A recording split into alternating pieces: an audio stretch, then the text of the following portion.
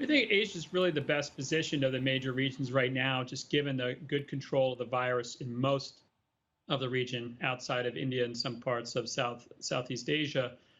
We're still seeing reasonable global momentum going into the fourth quarter. We just had a round of purchasing managers indices, which were almost all better month on month, suggesting that industrial sector momentum remains pretty good. So we're still reasonably upbeat on the recovery going into 2021.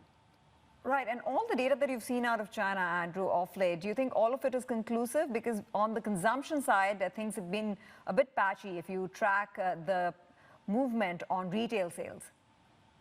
No, I think like other places, the industrial sector has led. Consumption and services, particularly services, remain somewhat behind. And China's stimulus was less focused on providing income replacement to the consumer than, for example, what we saw in the US. So you do see a relatively more sluggish recovery in consumer spending there. But I think given the good control of domestic transmission of the virus in China, we are seeing services activity come back there as well. It's farther behind than manufacturing, but it's recovering.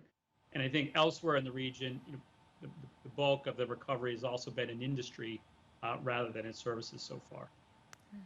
Andrew, that domestic story in terms of getting the virus under control is in such stark contrast to the U.S., especially as we sit here today with the president himself having contracted the virus. And I keep wondering what impact this is going to have in the U.S. at a time when cases are already rising. Will it make people more cautious, less inclined to go out there and spend or participate in the economy? And if so, if we're looking at a real downturn for the U.S. from here, does that trickle back and feed back into the Asia story?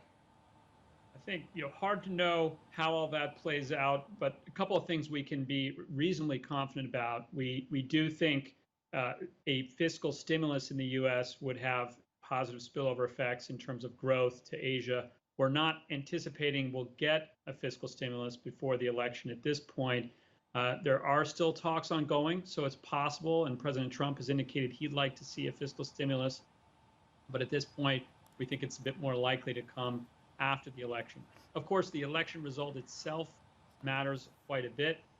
In the event that we had a so-called blue wave, that is to say, Biden winning and unified Democratic control, we think the prospects in that scenario for a very large fiscal stimulus are probably bigger. That would again have positive effects on growth, though it would potentially pull forward the ultimate timing of a Fed rate hike. And clearly, it would have big implications for the strategy vis-a-vis tariffs and trade policy as well.